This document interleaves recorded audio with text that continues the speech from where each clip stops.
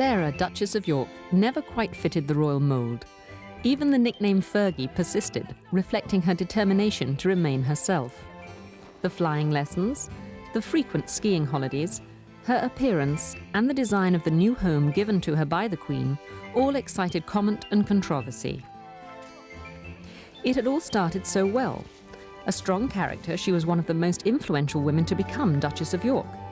But as an adventurous contemporary woman with an independent outlook, her attitude and ideas didn't sit easily with the rigid protocol of royal life.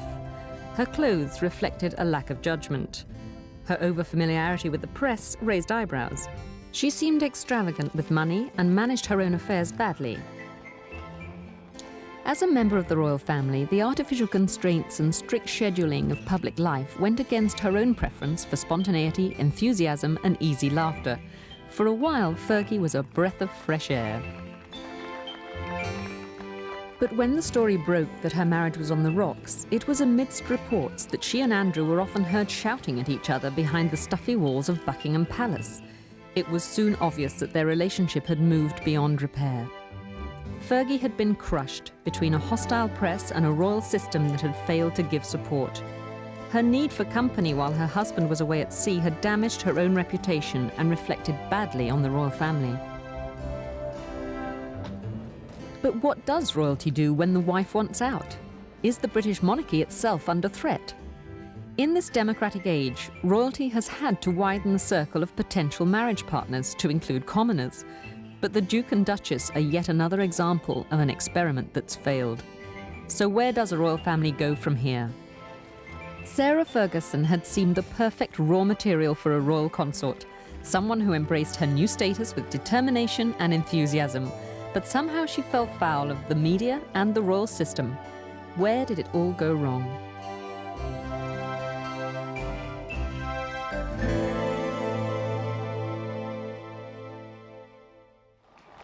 The British royal family is a tightly knit group with its own unique lifestyle.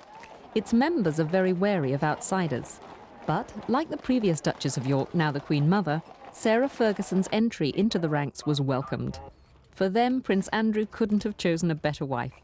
They admired her sensible attitude and strong personality.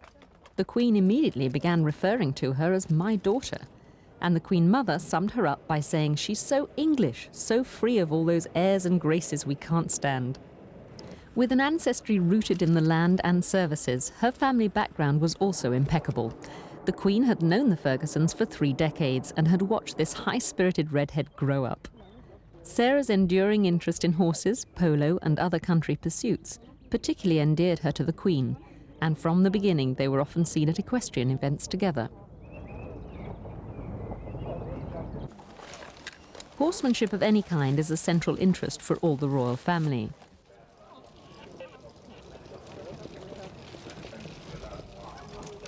But when the press gets in the way, the Queen is not amused.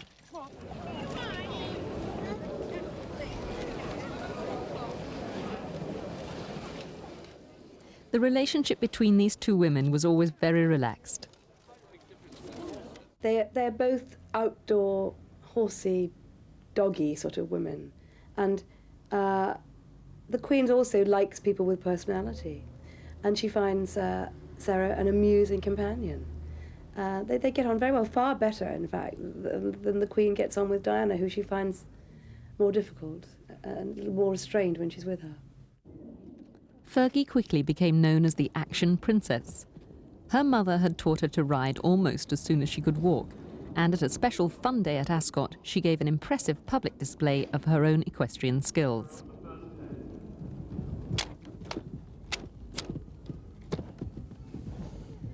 But she was perhaps best known as the Flying Duchess. Determined to learn all she could about her husband's work as a naval helicopter pilot, Chatterbox 1, as she was dubbed by a traffic controller, was the first royal lady to get a pilot's license, and then took less time than her husband to win her wings for helicopters. As she herself explained, "I now know exactly what he's talking about when he comes home from a day's flying." But her most controversial activity was skiing. She was first put on skis when she was 4 years old, and it remained an obsession. But the Prince and Princess of Wales were also keen skiers. She rivals Charles in skill and speed, and both enjoyed competing on the slopes.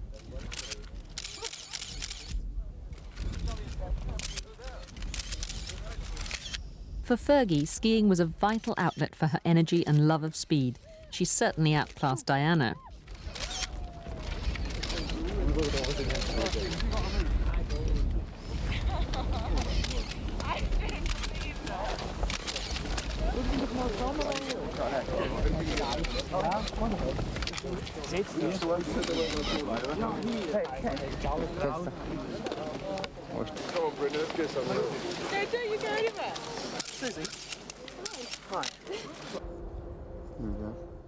Despite these joint holidays, Fergie's skiing exploits were singled out, and the sport's image as the elite pastime of the jet set soon added fuel to the media's growing criticisms of her leisure pursuits. She was portrayed as a parasite, shirking her public responsibilities in favour of personal indulgence. Because they're sort of so-called glamour sports, really. I mean, she once said to me, if only it was tennis, no one would mind, but because I want to go skiing, people feel that it's a glamorous thing and perhaps not something a duchess should be doing all the time. But I mean, other members of the royal family do it and don't get criticised. It seems that everything she does is open to criticism. But her commitment to public duties seemed real enough. As a naval wife, she could have got away with only the occasional public appearance, but she took on a heavy schedule and launched into crowds with a bustling enthusiasm eager to make contact. What's your name? Are you in charge of all these lovely ladies? Are they all your girlfriends? Yes, they are. Oh, well, who's Stephen? Oh, yeah, no, we're not the boys, the girls. Thank you very much. Is that for me? When you grow up, you're going to give your girlfriend lots of flowers. No, why? What's your name? Thank you, Rachel. That's me. Thank you very much. Aren't I lucky? All your mummies are going to get cross. Her early career in public relations stood her in good stead. Unlike Diana, she needed little coaching before being confident enough to go it alone. But this maturity created problems in itself. The Duchess of York, who arrived in the royal family when she was quite mature, 25, 26, had been around the world, had, she didn't hitchhike, but she'd travelled widely the way lots of young women do, and to suddenly step inside this great institution, this machine that swallows people up and decides what they will do, must have been very, very difficult to adjust to, especially as, instead of having a sort of gentle introduction to it, she was dropped straight into it and she began doing a lot of official jobs almost immediately after the honeymoon. At 26, she wanted to bring her own ideas to the job. As one departure from the norm, she chose to support Tracy Edwards and her all-woman crew for the Whitbread round-the-world race in 1989 with their yacht Maiden. She admired their courage and determination, and such a challenge appealed to her own sense of adventure.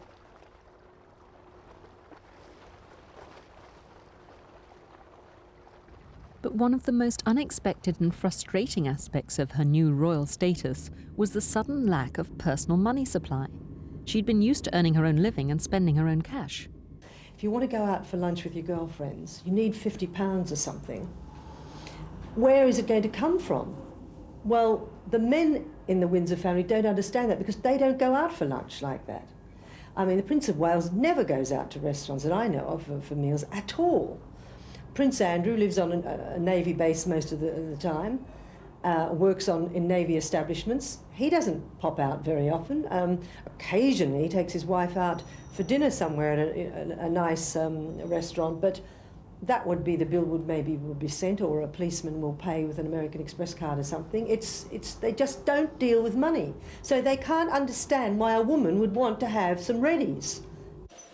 The irony was that despite this behind-the-scenes cash flow problem, Fergie was gaining a reputation for extravagance.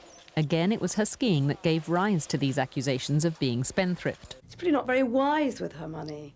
But I mean, she doesn't have a great deal of it to be wise with. I mean, she's made money out of her writing, which she's perfectly entitled to do. And indeed, when she came into the family, when she first got engaged to Andrew, Prince Philip actually said it's nice to have someone in this family that makes their own living. And then it seemed to be everything she did that was good to start with seemed to go against her. Before Fergie became part of the royal family, she'd had a 4-year love affair with a millionaire entrepreneur from the Formula One racing world. Paddy McNally was still an enduring influence. Paddy McNally was a sort of father figure to her, and he was the sort of man, he'd always tease her. He'd tease her about putting on weight, he'd tease her about eating chocolate, he'd tease her about her hair, he'd tease her about everything. And she loved him very much, actually. And but I'm sure a marriage would not have worked between them. I mean, he was 20 years older than her, but he was a sort of a rock for her, although he undermined her confidence tremendously by always having an eye for, you know, someone else, somebody younger and prettier. So he knocked her confidence. But he was there for her and is still there for her as a friend. And I respect the way he's never, ever said a word to anyone about his relationship with her. So there's got to be some good in him there. Fergie's mother, Susan, filed for divorce in order to marry Argentinian polo player Hector Barrantes. 4 years later, Ronnie Ferguson also married again and started a new, much younger family. Fergie was fond of both her step-parents, and although newcomers to the royal family usually found their own relations pushed into the background, she was determined that none of hers would be left out. It helped that her father, Major Ferguson, was already Prince Charles's polo manager, and the increased press exposure soon made him into an internationally known media personality. Such notoriety had its flip side, though. In September 1988, stepmother Susan and Fergie were at Smith's Lawn to give public support at Major Ferguson's controversial departure. It was a brave show of solidarity for a crowing press. A ceremonial stick marked the end of his many years as deputy chairman of the Guards Polo Club, after tabloid newspapers revealed details of his visits to a massage parlour in London's West End. It was an emotional farewell under a cloud of scandal. The club committee had voted him out, and the message was clear. For the 57-year-old father of a royal duchess, it was a humiliating rejection. Despite pressures to distance herself, Fergie was there to give her support. For both of them, it was a case of putting on a stiff upper lip.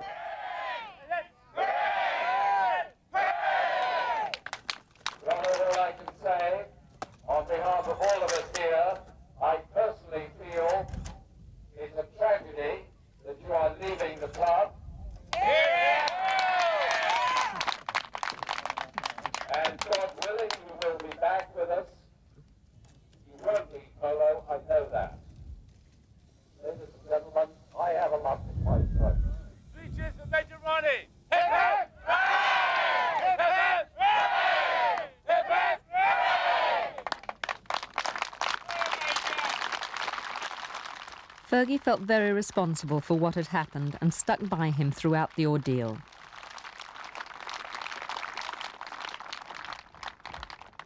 I think that's one of the qualities I admire about her, her loyalty to her father and her sister when they have had unpleasant publicity. And I think she feels that if it weren't for me, they wouldn't be the focus of all this attention. Who would be going around checking up on her father or her sister if they weren't related to the Duchess of York? And so she feels that it's in a way her fault they've had these problems, and she would like to help them as much as she can. And so she stays very, very loyal and devoted to both of them. But it was her relationship with Andrew that most interested the press. The prince had first been attracted by her lack of reverence towards him and enjoyed her no-nonsense attitude to life. To begin with, they seemed perfectly matched. As Fergie once said, "He's my main right arm. He's the one who gets me through." Their arrival in Klosters for the wedding of friend and Swiss ski guide Bruno Sprecher brought the world's press to a private celebration. On a less happy occasion, this same man had saved Prince Charles's life during the avalanche that killed Major Hugh Lindsay. But the Yorks were still behaving like newlyweds themselves, and their own marriage's physical warmth was there for all to see. I know how devoted she was to Andrew, how much in love they both were. I mean, to be with them sometimes is almost embarrassing. They were so, tactile, and they just couldn't leave each other alone. And it was something that made you feel quite warm and happy just to look at them. And I don't think that sort of thing goes away in a hurry. This personal happiness also showed in their public duties. To begin with, they carried out a lot of official engagements together. Businesslike, but with their own brand of informality, they made a good team. Fergie seemed determined to make a go of her new life, and that included creating a new home. Sunninghill Park, 5 miles down the road from Windsor Castle, is rumoured to have cost almost £5 million. It was the Queen's wedding present and took 4 years to complete. Incorporating staff quarters and nursery wing, plus swimming pool, tennis court and stables, the 50-room mansion looks more like a Texas ranch than a traditional English stately home, and was nicknamed Palace Dallas and South York by the press. Sarah's first pregnancy was a difficult one. She expanded from a size 12 to a size 16 and felt continually sick. With Andrew away at sea, she also had no husband by her side to comfort her and had to cope alone. But with the arrival of the Queen's 5th grandchild, Beatrice Elizabeth Mary, the discomfort and long wait seemed worthwhile. Born at 8:18 on the 8th day of the 8th month of the 88th year of the century, the new princess's timing, according to Chinese astrology, heralded great good fortune.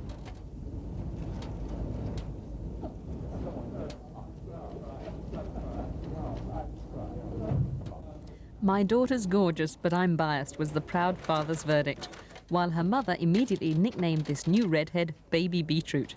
Even the press celebrated this latest royal addition. But Fergie as a mother was soon under attack. Andrew had to leave on a 6-month naval tour of duty to Australia immediately after the christening. Fergie soon flew out to join him, leaving behind her 6-week-old baby.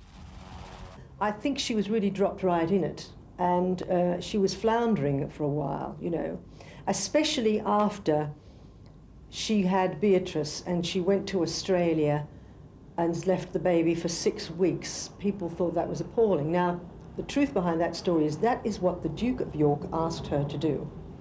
And she felt, as a good wife, and the fact that he'd been away from home for most of that year, she felt she owed it to him, to give him her total undivided attention, you know, tender loving care, etc. He'd been home a very, very short time that year. And so she thought the baby wouldn't miss me, but basically she was putting a good face on. I'm sure she didn't really want to leave the baby, but he wanted her to, and that's the main thing. And so that's what she did. Back home, her public duties continued, her visits distinguished from those of other royals by a relaxed chat, even in the most formal surroundings. She'd mastered the fine art of small talk to total strangers. Determined to be professional, she hid a basic shyness behind a supremely confident manner. No, thank you very much. Yeah. Well, I hope so too, yeah. Often disregarding protocol, she relied heavily on her instincts to guide her, always trying to cover as many people as she could. Let it go. Her transparent eagerness was frequently off-putting to those who expected a more reserved royal family, but she refused to become more aloof. As she said herself, "I'm not going to change, why should I?" But she seemed easily distracted if things bored her. Even during a long and tedious speech, a ladybird by her feet should have been ignored. But she couldn't seem to leave it alone and keep her attention on the job in hand. It was a telling episode. If there was a charm school for moulding royal duchesses, this was one pupil who'd failed to conform to the straitjacket of royal caution. Fergie's girlish exuberance persisted. It was a straightforwardness at odds with the carefully structured and often monotonous nature of royal duties. Such non-royal behaviour had been excusable in the beginning, but her learning curve seemed to have taken a wayward turn when it came to patience and standing still on parade. But when a bit of action was required, she was in her element. Audience participation was what she was good at, and if some balloons needed to be cut loose, she would wrestle with the wind and wield the scissors with enthusiasm to get them airborne.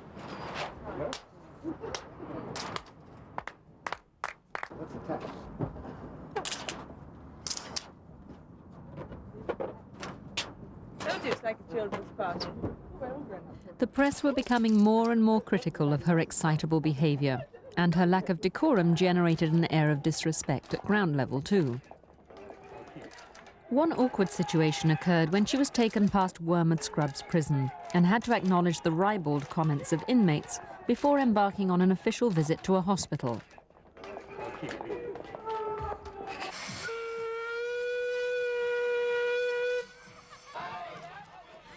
Being royal certainly does involve submitting to a bizarre range of public appearances.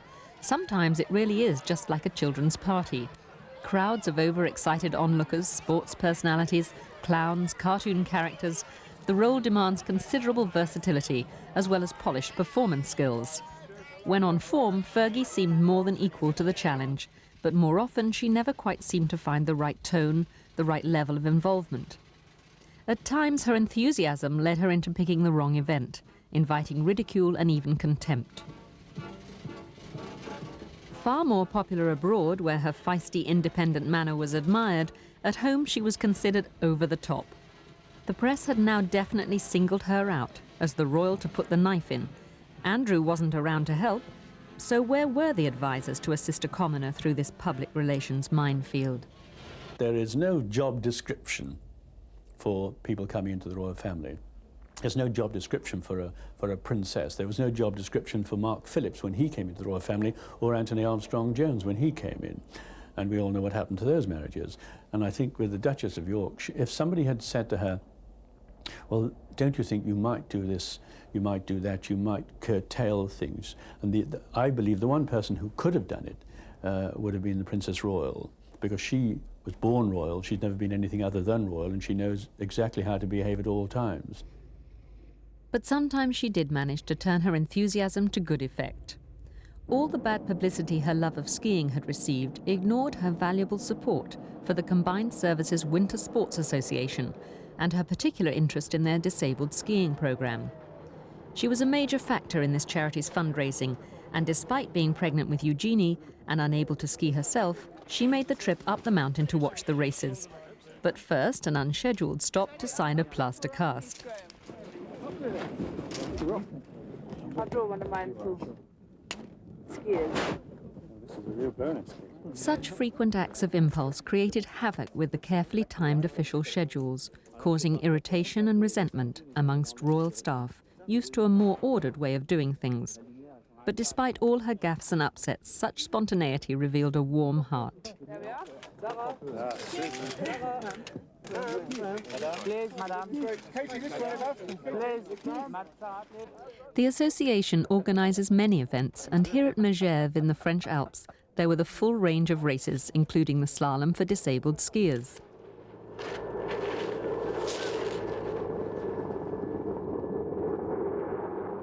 At the final prize giving, Fergie's role as president became more formal, including, much to her amusement, the provision of an exotically coloured throne. As usual, her relaxed manner and humour cut through the stagey setup of the presentation ceremony. Never at a loss for words, she would always rise to the occasion when an off-the-cuff speech was called for. I'm not going to sing a song, and I haven't prepared a speech, but I'm so pleased to be here today. I mean, it's just wonderful. I mean, it's not very much snow, and I think you've done a fantastic job. But her main charity interest was far from the glamorous environment of the ski slopes. Motor neurone disease was little publicised before Fergie took up the cause. As yet incurable, the disease leads to total incapacity and is often fatal. On a visit to a group of people with the disease in Australia, her sincerity and determination to be their voice was very obvious. Hi, Johnny. Nice to see you. Yeah, you've got to keep strong. We're on our way to find a cure for it. I know. It's very difficult, isn't it? Very difficult. She's going. It's anything I can do. I'm shouting about it, so I'll just keep shouting, Johnny. Okay? Yeah, I'm going to need a throat for you, Johnny. Because we've just got to keep on fighting. That's what we've got to do. And as I said to Rose, you know, we're gonna knock it on the head one day. But I think people are beginning to realise that when I get up and make a speech now, I normally mention it. So people are beginning to connect the two. So they are beginning to start, you know, because I find that when I start talking about it, they say, what is motor neurosis? When you're feeling isolated and alone, I haven't forgotten you, and I'm out there fighting for you. So we're going to get there. We've just got to keep going. But such work got little press coverage. This was due both to media bias and also the unphotogenic nature of the causes involved. I feel she hasn't had a lot of the credit she deserves for her charity work because unlike the Princess of Wales, she's not involved with cute little babies who look gorgeous and snuggly and cuddly. They may be dying of AIDS, but it doesn't look like it when you see them in the pictures. The Duchess is involved with people, paralysed people suffering from motor neurone disease. I mean, the Motor Neurone Disease Association is probably her main charity. And these people don't make pretty pictures, but yet she does some magnificent work with them. I remember in Australia we went to visit a clinic where there are a lot of people in wheelchairs, and one of the men there was at such an advanced stage he could no longer speak, and he felt so frustrated at not being able to talk to her when she came round to sit with him that he began to cry. And she held his hand and she said, "Don't worry, I'll be your voice, and I'll make the world listen to us. I'll keep on shouting and telling them until, you know, they listen to us and we find a cure." And it was magnificent stuff. And there was a television crew there practically in tears. They were all so moved. Everybody in the room was so moved. And a lot of newspaper photographers, and they all said, "Oh, we can't use that. That's too upsetting for the breakfast tables of Britain." They wouldn't use the pictures. They said, "Oh no, the man doesn't look very good, and you know, it's not nice." And so she has that problem repeatedly. The press always seemed far more interested in making unfair comparisons between Fergie and the Princess of Wales's appearance. She was portrayed as a laughable contrast to the tall, elegant Diana, a dumpy figure of fun who liked flashy colours and over-the-top outfits that seemed totally unsuitable. She just didn't conform to the stereotyped dress code of a royal family judged for its shows of restraint and good taste. In her previous life, clothes had never been a priority, and high fashion had always bored her. Such an individual mode of dressing could have worked, just as the Queen Mother's unique style became part of her public success. But Fergie's vibrancy grated. She just seemed too theatrical, and as ever, she was facing a hostile press. Her whole appearance became a constant target for ridicule. She was also up against some stiff competition in Diana, but the image-conscious Princess of Wales had known exactly where to go for good advice. I mean, Princess Diana did have the people at Vogue to help her. And just as I was saying, there are no royal lessons, and perhaps somebody should have drafted, probably not the same people, but some other people as well versed in fashion to help the Duchess of York. It's not that she doesn't have a good eye or a sense of style. It's just that different things photograph differently. Different things are suitable for different things. There are problems when you get out of a car and the world's press is waiting, just waiting to take a photograph. There are problems when you've got to look sort of elegant for hours at a time so things shouldn't crease. Things like putting sort of LA at the back of a hat was probably meant to be very sweet to the people of LA, but of course was immediately pounced on by the sort of style experts here as being very déclassé. I think that the Duchess of York's very lively and buoyant and thinks that life should have a funny and a witty and amusing side. And I think that the establishment and the fashion establishment wants fashion taken terribly seriously and perhaps didn't agree with her ideas. The popular press didn't seem to agree with any of her ideas. They swarmed around her, ready to catch any unguarded moment. No matter what she did or how she looked, the story was always a negative one. In some ways, the press perhaps have been rather difficult when it came to Sarah, because I think the Duchess of York came along. She was so different from the Princess of Wales. I think the press were so terribly sizist, you know, so that every time she left the house, she must have felt, oh, I look the wrong size, I am, you know. They criticise her fashion sense. They criticise everything about her. I think that it's very difficult to have an image when you're not sure perhaps what your own image is, and perhaps you're not obsessed by it as some people in the limelight are. Pregnancy proved particularly difficult, a time when choosing clothes for public view became even more of a nightmare, and often looked as much. Both times she expanded to alarming proportions with a huge accompanying weight gain. Even afterwards, she found this extra weight difficult to shift, and the tabloids pilloried her unmercifully. Such unrelenting personal comment was difficult for anyone to cope with, and she took it badly. She had figure problems, figure faults that got publicised heavily, and that kind of thing makes any woman terribly embarrassed and upset. And I think nobody realises how upset she used to get and how she used to sit at home and cry about the cruel things that were written in newspapers. And people thought she was a figure of fun, and because she wasn't so close to the throne, they thought that they could more or less say whatever they liked about her in the press. I mean, you wouldn't say such things about Diana, not only because she's slim and gorgeous, but because she is right up there, you know, the next Queen of England, and a bit of a sacred cow. And editors tread very warily around Diana. But Fergie, well, she's never going to be queen. She's way down the pecking order. And so I think they decided that once they could get away with it, they kept doing it. And she didn't have the clout or the influence to get it stopped. It's very difficult to stop things like that. So all these freebie Fergie, you know, fun-loving Fergie, all the other ones, you know, the Duchess of York, etc., all these names became gospel. Andrew, of course, wasn't around much to offer advice or support against this press onslaught. His naval commitments frequently took him away, leaving his wife to face the music alone. But would this freewheeling, self-centred prince have really understood her problems anyway? What kind of a man is he?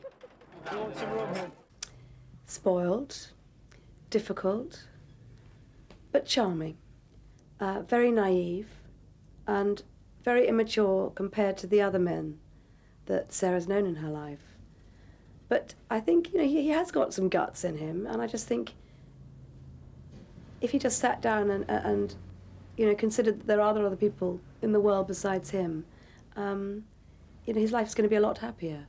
I think he has to stand up to his father, which is difficult, and he has to communicate with his mother. I mean, life hasn't been a bowl of roses for him. It's been very protected, and that hasn't really prepared him for the rigours of everyday life. I'm not talking about his life in the Navy, I'm talking about emotionally. He's immature.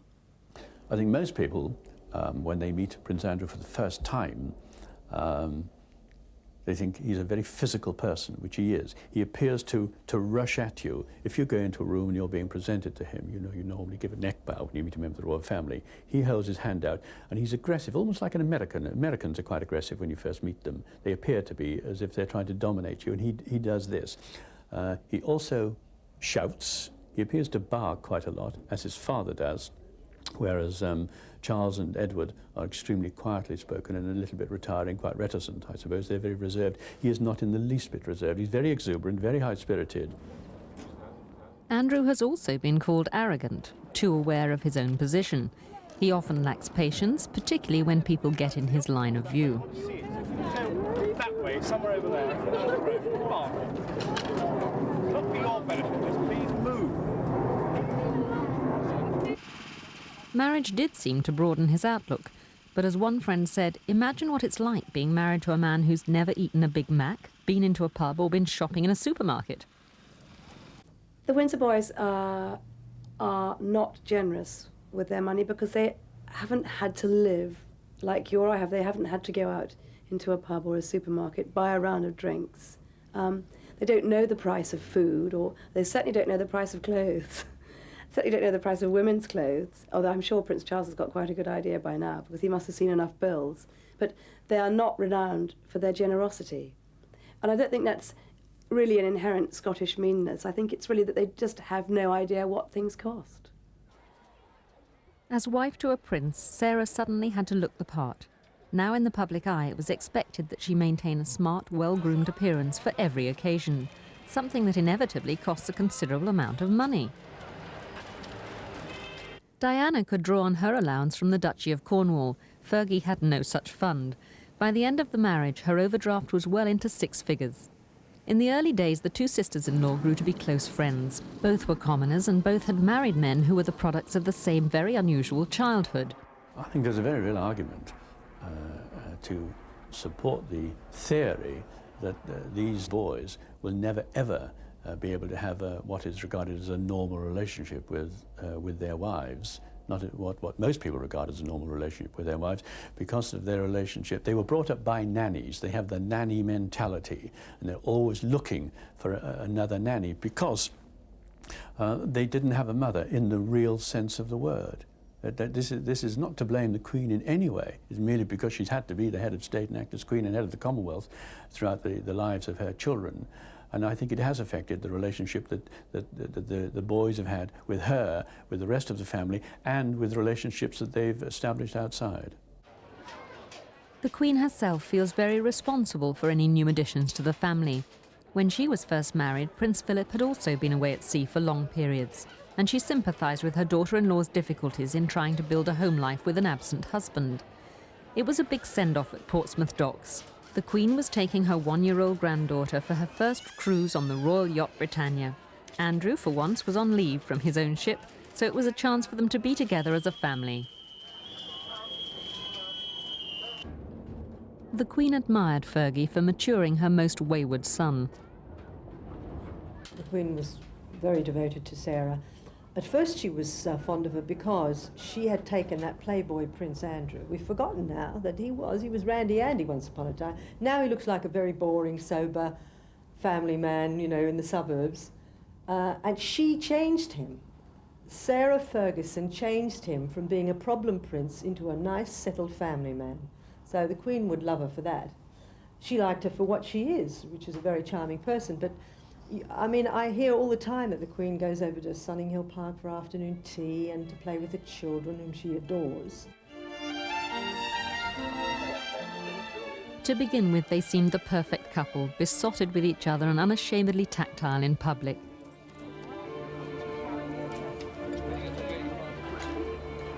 Their family life appeared relaxed and open, despite the constant attentions of the press. Beatrice soon had to face the spotlight too, but she'd obviously inherited her mother's sociable disposition and was a natural for any photo call.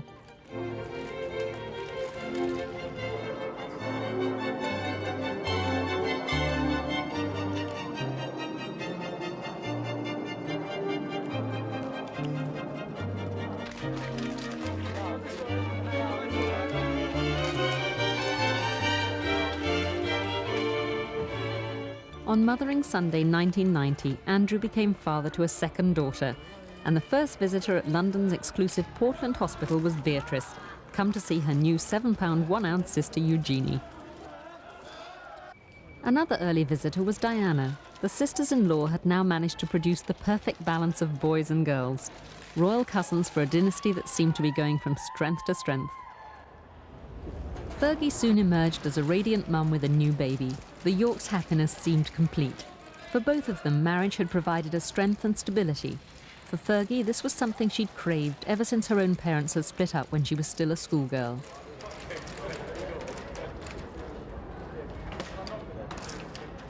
The future seemed very rosy, but history was about to repeat itself. Not many months later, cracks began to appear in the fairy tale facade. Andrew's duties were still taking him away for long periods. For a naval flying officer, family matters have to take a back seat. Left at home, the loneliness of being a naval wife was beginning to take its toll, a situation only exacerbated by her growing isolation within the royal family. She was struggling with the mounting problems of trying to build a successful public role, while rumours were rife that she was finding support and even romance elsewhere.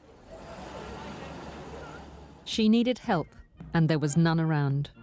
There's no charm school for princesses or duchesses. There's no one that sort of stands up and a guru that advises them. I mean, Fergie didn't have anyone like that, desperately needed someone, I think.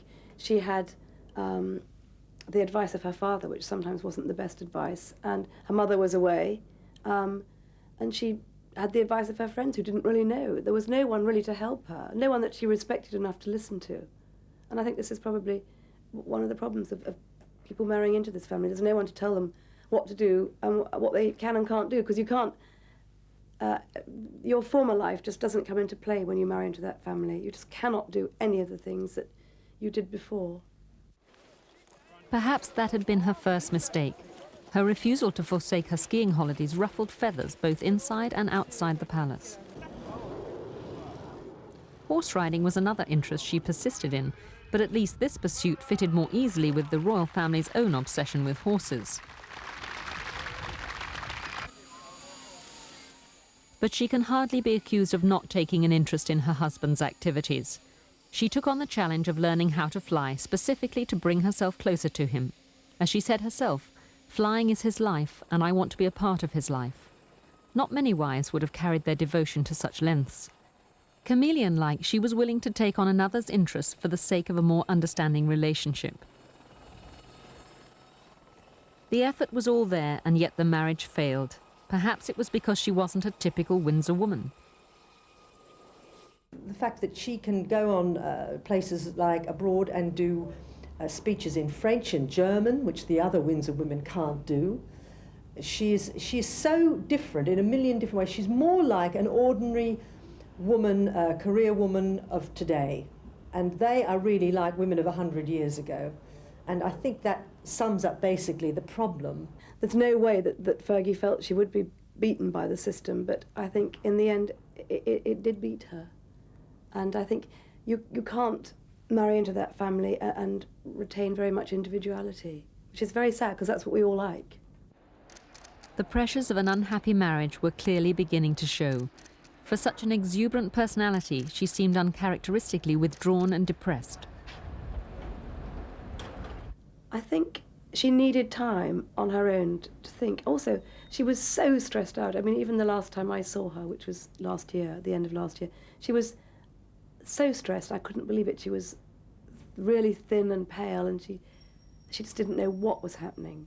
And then she had this terrible turmoil, and the announcement and the separation, and then the absolutely horrific press intrusion. And she just had to get away, else I think she would have burst. When rumours of problems within the marriage began to leak out, the news hounds scented blood and went in for the kill.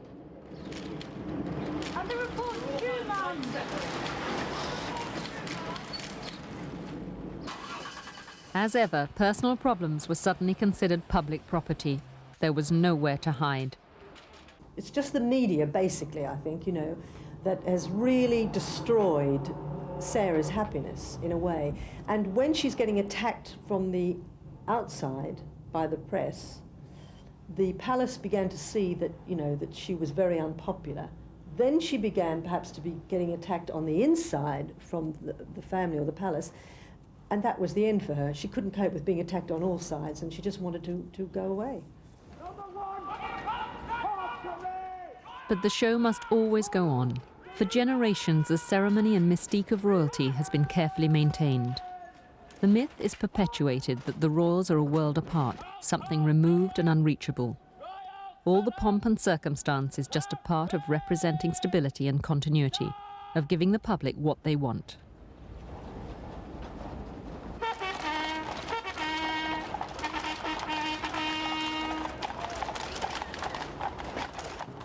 A cleverly orchestrated management system creates this facade. Most of what the world is allowed to know about royal goings-on is channeled through an extremely reticent press office. In keeping with modern trends, isn't it time that the presentation of royal family matters is made more open? The danger is then that the members of the royal family will be seen to be media fodder, rent-a-royal if you like, and the press office will be seen as a public relations office, which they're very anxious to avoid. They don't want to be seen as being in the public relations business. So at the moment, they have to handle essentially what is their main function, which is looking after the public duties of members of the royal family, but more and more, of course, in the last couple of years, they're being asked to handle also the private family affairs, the state of marriage of 3 of the Queen's children. I mean, because as you know, there's a constant spotlight, and there is constant speculation about the state of the marriage of the Prince of Wales and the Princess of Wales. Prying eyes into her family's personal lives is a phenomenon the Queen finds difficult to understand. Like many of her subjects, the British monarch is typically restrained when it comes to inquiring about other people's difficulties. Keeping up appearances, no matter what happens, is a vital part of the royal family firm. As a mother, the Queen finds it difficult to face up to family problems. The Queen will go to almost any lengths to avoid confrontation. She simply doesn't like confrontation with family business at all. She leaves most of that sort of thing to Prince Philip anyway, who doesn't avoid it. He doesn't mind confrontation at all.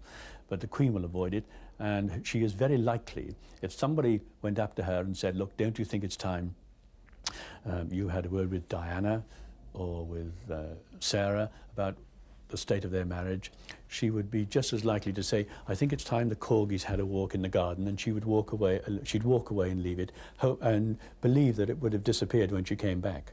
She simply would not involve herself in any of the private squabbles, relationships of her family at all. But with the Yorks' breakup coming so soon after Princess Anne's, the Queen now faces a possible threat to the future of the monarchy itself.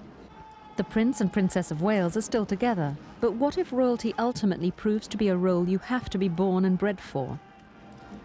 The difficulty is that in previous generations they would have married, they would have had arranged marriages. They would have married somebody from the European royal houses, and their brides would have known what to expect. They would have known the form, and had there been any private disagreements between them, these would have been kept strictly private and certainly wouldn't have been aired in public. They wouldn't have dreamed of making announcements to the press or going to the media in general. And I think this is the difficulty, that now they are having to look wider for their partners. They're marrying commoners, and it doesn't seem to work. By the year 2000, Fergie, together with the Princess of Wales, could have been one of the main influences to take the royal family into the 21st century. Aren't they? Thank you. That's good. Did you do that at school? Is that for me? Yes, it's for you. Oh, how wonderful. Big letter, isn't it? Fergie seemed to have all the right attributes, but as it turned out, she possessed a stubbornly independent spirit that was just too much for the Windsors and the royal system. They don't particularly want women like that in the family. They are too independent and free-willed for the palace. The palace wants somebody who's willing to be content with just, well, charity work can be very rewarding, very satisfying, but where is the talent that she's got being expressed if you just do charity work? You know, she wants to find her own avenues to express herself. I don't think perhaps that Sarah Ferguson was the right type of woman, although it appeared to us she was, because she was too independent, too vibrant, too lively. I mean, if she'd been more subservient and sort of the little woman at home, there wouldn't have been so many problems, because she wouldn't have expected so much from the marriage. I think, but then obviously these boys are not attracted to those little women at home. So it's a dilemma there. Yes, they don't really meet enough of the right sort of woman, but then what is the right sort of woman? It's very difficult, I think, to be a prince of the royal blood and find the right woman.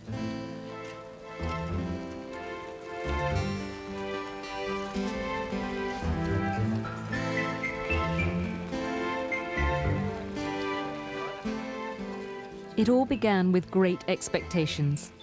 Outside this charmed circle is new territory. What will happen to the first female ex-royal? What does the future hold for Fergie? Everything she does is going to be monitored by the press. She's always going to be an object of ridicule.